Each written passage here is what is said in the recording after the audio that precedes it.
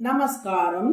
1000 நாமங்கள் 1000 கதைகள் 477வது திருநாமம் தர்மகிருத்தே நமக. பட்டாபிஷேகத்தை துறந்து ராமன் வனவாசம் புறப்படும் சமயத்தில் தன் தாயான கௌசல்யா தேவியை சந்தித்து விடை பெறுவதற்காக அவளது அரண்மனைக்குள்ளே நுழைந்தான் ராமன். அவனை வரவேற்று ரத்தின சிம்மாசனத்தில் அமர சொன்னாள் கௌசல்யா. ஆனால் ராமன், அம்மா, நான் தர்பை புல்லால் ஆன ஆசனத்தில் தான் அமர வேண்டும், சிம்மாசனத்தில் அமரக்கூடாது. தந்தை என்னை 14 வருடம் வனவாசம் மேற்கொள்ளுமாறு ஆணையிட்டிருக்கிறார். அதை நிறைவு செய்துவிட்டு உங்களை வந்து மீண்டும் சந்திக்கிறேன் என்றான். இதை கேட்டு அதிர்ந்து போனாள் கௌசல்யா. என்ன ராமா சொல்லுகிறாய்? உனக்கு இன்று பட்டாபிஷேகம் என்று நாங்கள் எல்லோரும் எதிர்பார்த்து கொண்டிருக்க வனவாசம் என்கிறாயே. உன்னை பிரிந்து நான் எப்படி உயிர் வாழ்வேன்? என் உயிரை மாய்த்து கொள்ளும் சக்தி ஒருவேளை எனக்கு இருந்தால் இப்போதே என் உயிரை விட்டு விடுவேன். ராமா, என்னை விட்டு நீ போகவே கூடாது என்றாள். மேலும், ராமா, நான் உனக்கு உயர்ந்த தர்மம் ஒன்றை சொல்லுகிறேன், அதை செய். தந்தை சொல் மிக்க மந்திரம் இல்லை என்ற தர்மத்தை மனதில் கொண்டு வனம் போக விரும்பினாய்.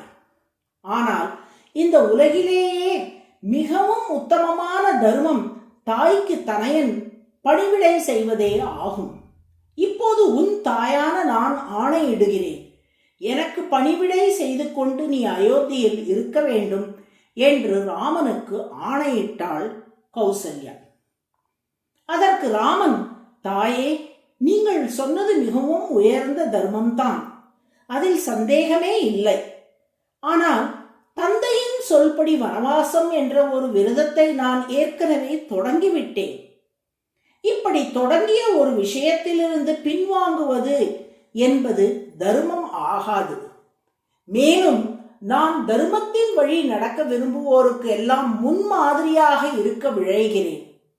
நானே இப்போது திடீரென்று தந்தை சொல் மிக்க மந்திரம் இல்லை என்ற தர்மத்திலிருந்து விலகி தாய் சொல்லை தட்டாதே என்ற தர்மத்தை கடைபிடிக்கப் போகிறேன் என்று சொன்னால் அது பின்னால் வருவோருக்கு குழப்பத்தையே விளைவிக்கும்.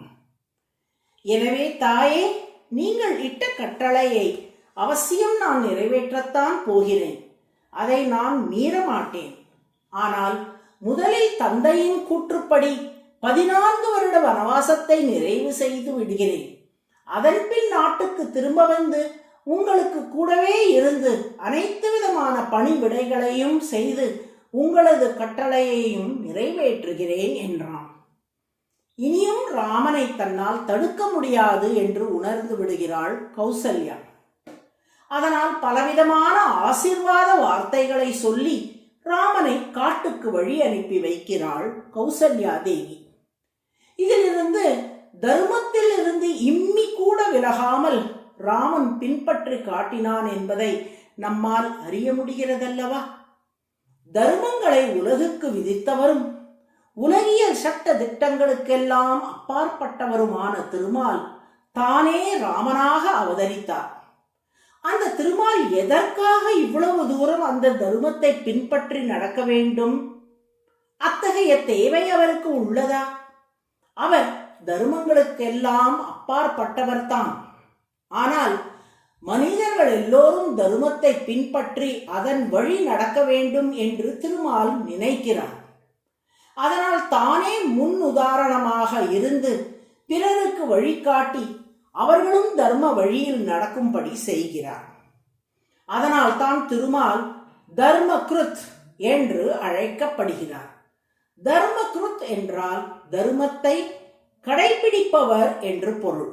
அவருக்கு அதை பின்பற்ற வேண்டிய அவசியம் இல்லாவிட்டாலும் அடியவர்களான நாம் தர்மத்திலிருந்து விலகிவிடக் கூடாது என்பதற்காக அவர் தர்மத்தை கடைபிடிக்கிறார்.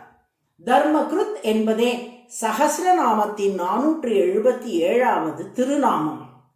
தர்மகிருத்தே நமக என்று தினமும் சொல்லி வரும் அன்பர்களுக்கு தர்ம சிந்தனை என்றும் நிலைக்கும்படி திருமால் அருள் புரிவார். நாராயண நாராயண.